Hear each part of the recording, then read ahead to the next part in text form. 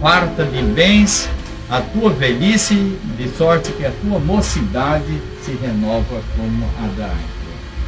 Amém. Amém. É o retrato falado da sua fé e da sua vida. Que assim seja. Não é? Que Deus possa mais e mais assim fecundar a semente, porque você é um milagre. A história da sua vida, Lúcia, é de uma rocha mesmo. É Lúcia Rocha. Você tem luz própria. O forte em você é a sua espiritualidade. Você é uma sequoia. É assim, uma madeira de lei, um cimélio, uma pessoa preciosíssima pelo que você representa para todos nós. E assim o dom da sua fé, a sua paciência, dando graças a Deus por você estar aqui. Esse é um lugar bonito, verde, com flores, com água e silêncio. É o lugar da sua recuperação. Oremos. Pai nosso que está no céu, santificado seja o vosso nome. Venha a nós o vosso reino, seja feita a vossa vontade, assim na terra como nos céus. O pão nosso de cada dia nos dai hoje. Perdoai as nossas ofensas, assim como nós perdoamos a quem nos tem ofendido.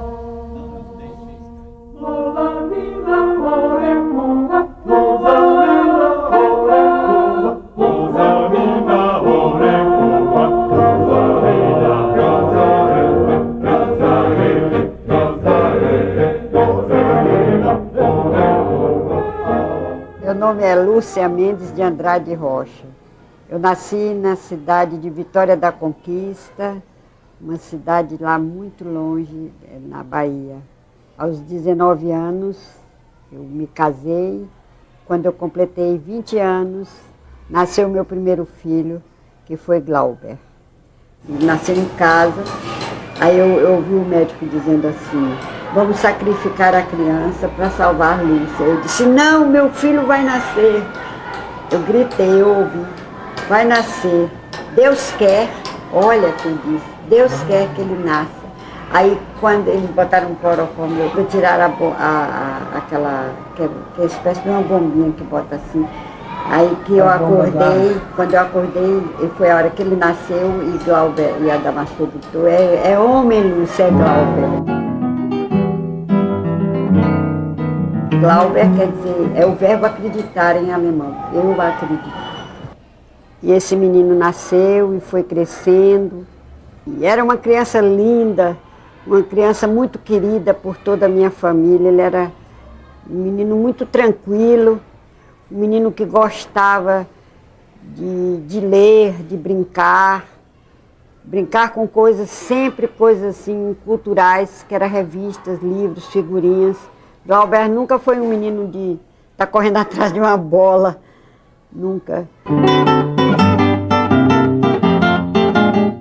Me recordo muito dele deitadinho com as pernas cruzadas, nos joelhos assim, e o livro, sempre com o livro na mão, com uma revista.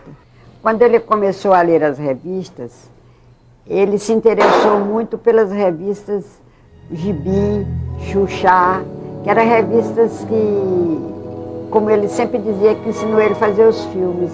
Eram aquelas revistas que as crianças, a maioria das crianças era proibidas de ler aquelas revistas, mas eu comprava para ele. Ele gostava muito de ir ao cinema.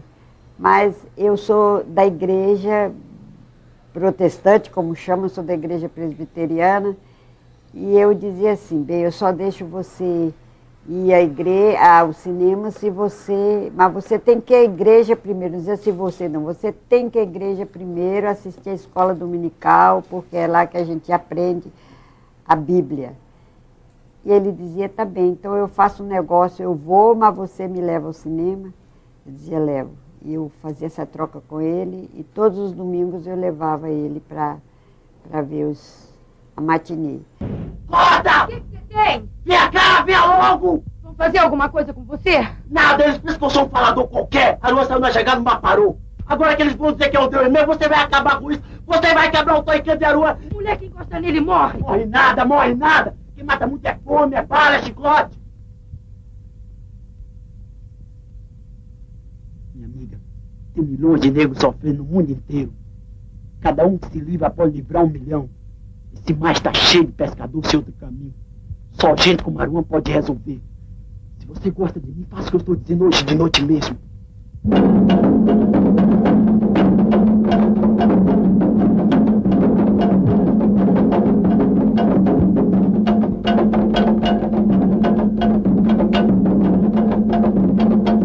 O filme de Galba que eu mais gosto é Barra Vento, porque eu realmente sentia uma força muito, que Galba tinha uma força muito grande, eu acreditava nele e eu dei todo o apoio.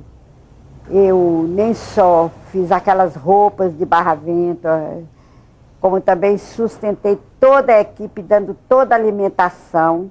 Eu acordava todos os dias, 3 horas da manhã, e fazia 18 marmitas, que eram os pratinhos um em cima do outro. Eu fazia 18 marmitas para levar para a equipe toda que estava ali no buraquinho.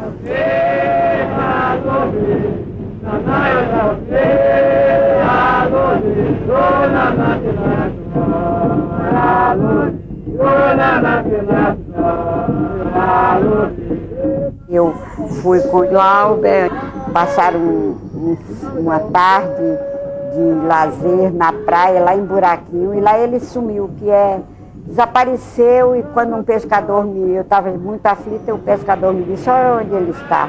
Eu estava em cima de uma pedra, com as mãos no quadril, assim, desce daí, meu filho, o que você está fazendo aí? Ele disse, quando eu crescer, vou fazer um filme aqui. Pois eu, Firmino, Bispo dos Santos, só porque não gosto de polícia, vou espantar aqueles soldados com carabina e tudo.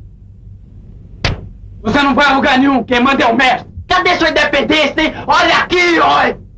Estão tudo se acabando pro lado de lá. Primeiro que passar para esse lado, eu passo fogo. Suma-se daqui. Se seu pai não tivesse sido um homem decente, você tinha morrido.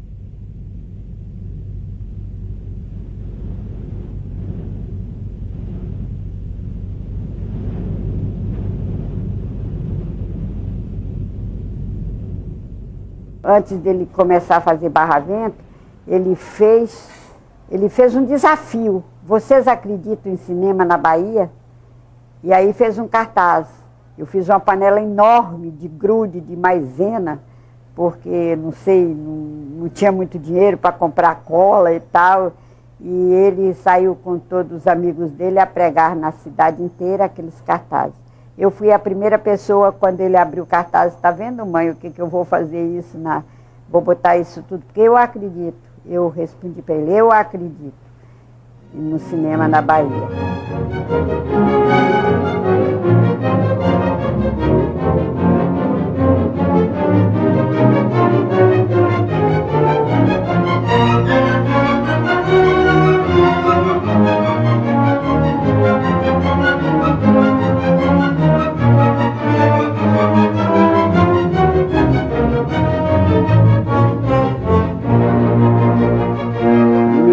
De Vitória da Conquista fui para Salvador, porque eu senti que ele precisava estudar e ele não se adaptava àqueles colégios de Vitória da Conquista.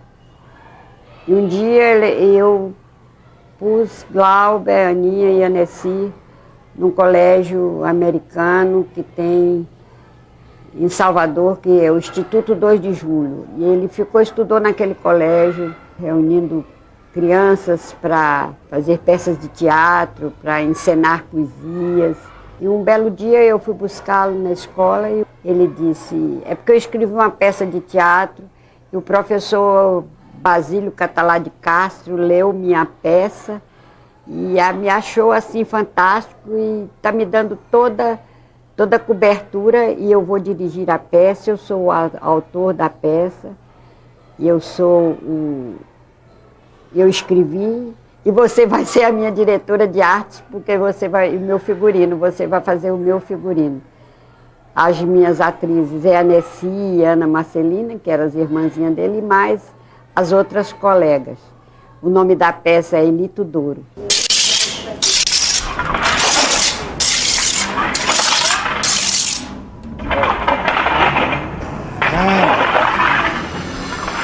Está mesmo com a navalha. Isso dá pra fazer barba. Esse aqui? Corta tudo. Aqui cortou a cabeça do coronel.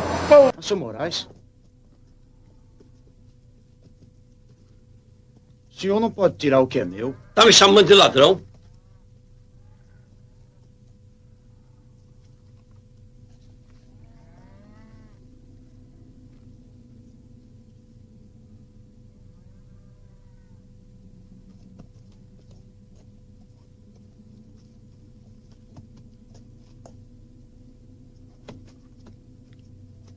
Quem tá falando é o senhor. Para você aprender, seu ordinário.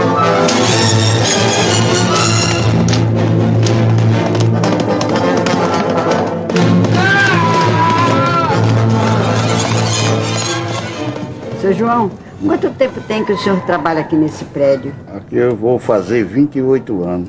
E você veio direto para esse Da prédio? Paraíba, senhor. Você se lembra bastante quando eu morava aqui com o Glauber Rocha? Me lembro. Os filhinhos dele, Ava.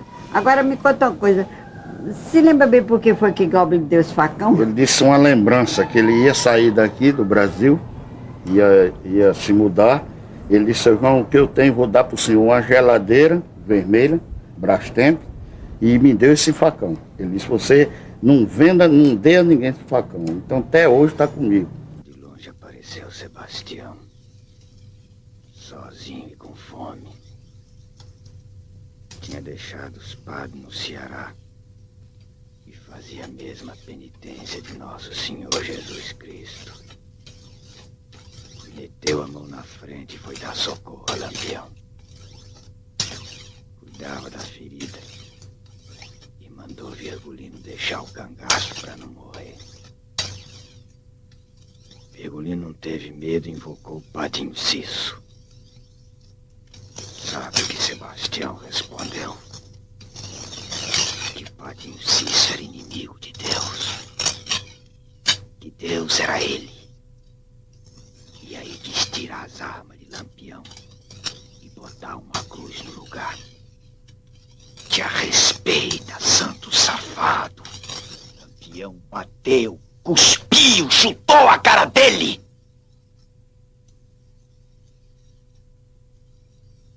Homem nessa terra só tem validade quando pega nas armas para mudar o destino. Não é com o rosário não, Satanás. É no rifle, no punhal. O pai dele, o Adamastor, era uma pessoa que construía estradas. E construiu muita estrada no Nordeste. Construiu em Caetité, em Urandi,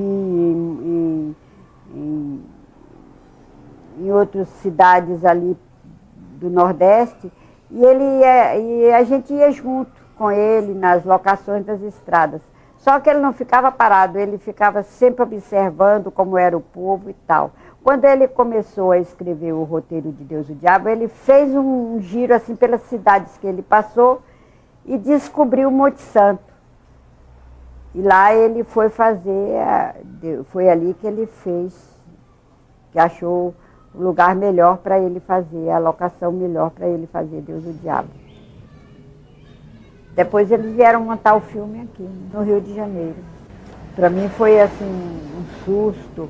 na Rua General Abatu 14, e era o foco de todos os cineastas, de todos os poetas, de todos os cantores. Dessa vez que eu vim para o Rio, eu disse, agora eu vou parar com isso, não tem mais ninguém aqui em casa. Foi engano meu, porque aí todos procuravam Glauber, era o Cacá, era o Paulo César Saraceni, Luiz Carlos Maciel, Luiz Carlos Barreto.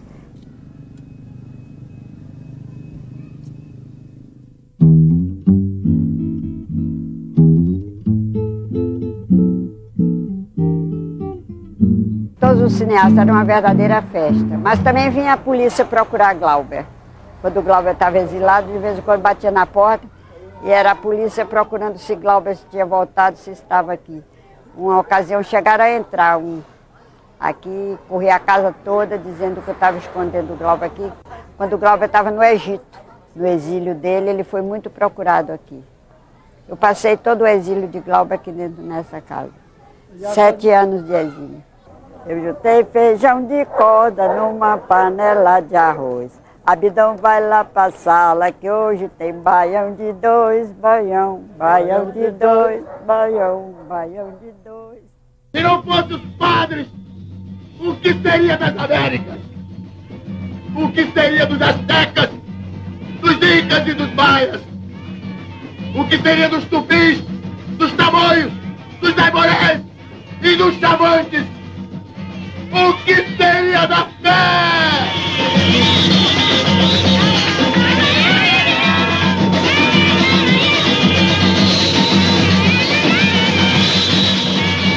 Como é que foi quando o Glauber foi preso?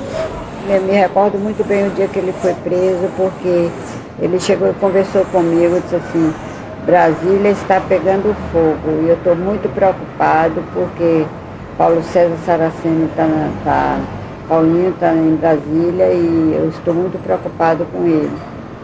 Eu vou à rua para ver o movimento, como é que está, ficou de roupa e saiu.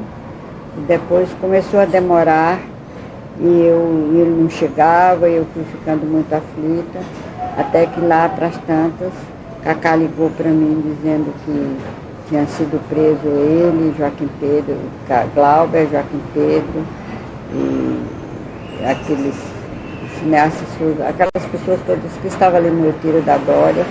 E aí a gente ficou muito preocupada porque eles ficaram desaparecidos.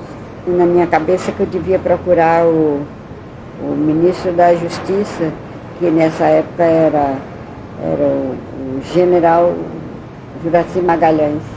E eu fui procurar ele, aí ele me atendeu. Eu disse, ministro, o que eu gostaria de saber do meu filho, pelo menos a roupa dele, eu queria saber. Se ele está morto, se ele está vivo, eu tenho direito, eu sou mãe. Ele ficou assim meio pensativo, depois disse assim, vou lhe dar uma dica, mas se você me prometer que não vai falar com ninguém. Aí pegou um papelzinho e mandou que eu fosse na Polícia Militar, na Tijuca. Sei que o Glauber não está morto, agora eu não posso lhe garantir. Agora ele me deu só uma dica, assim, você leva esse papel, procura ele, não deu o nome deu um número, procura esse coronel, fala com ele, tudo que ele perguntar, você diz não sei. Não responda que você sabe nada, diz não sei. E realmente ele não me fez muitas perguntas não, mas as que ele fez foi bem, frisou muito, caiu muito em mim. Ele me perguntou, seu filho quer ser presidente da República? Eu disse, não sei. Foi isso que eu disse assim, o seu filho, você tem certeza que seu filho está aqui? Eu disse, não sei se não tenho essa certeza. Aí ele leu, eu não abri o bilhete, como o Juraci me pediu que eu não abrisse o bilhete. Eu não abri, eu jurei comigo mesma que eu não abriria. Eu tive uma curiosidade muito grande para abrir o bilhete, mas eu me contive e foi. Aí ele disse, leve ela até lá onde está o filho dela. Eles me levaram até naquele quarto, que era uma sala que eu acho que devia ter uns 4 metros para aí, estavam lá 8 presos. Eles abriram a porta, eles estavam todos vestidos só de calção, um calor danado. Os colchões todos em pé, enfileiradinhos assim, à noite eles baixavam o colchão para dormir. Aí quando ele falou assim, não disse Mário que ela vinha? Fogo tá no alori, alori caengu. Fogo tá no alori.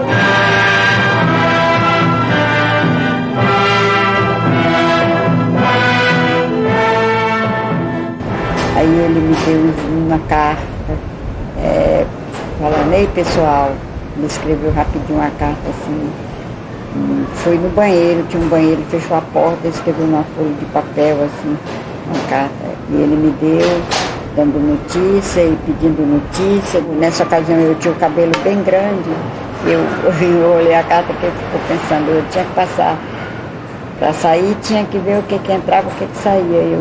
Eu dobrei a carta pequena, enrolei o cabelo, botei a carta dentro da trança do cabelo e aí passei numa boa.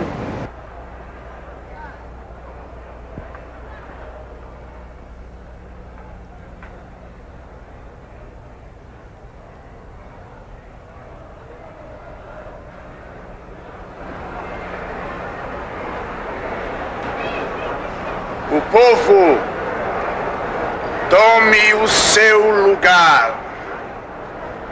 O processo vai começar. Acuso Brames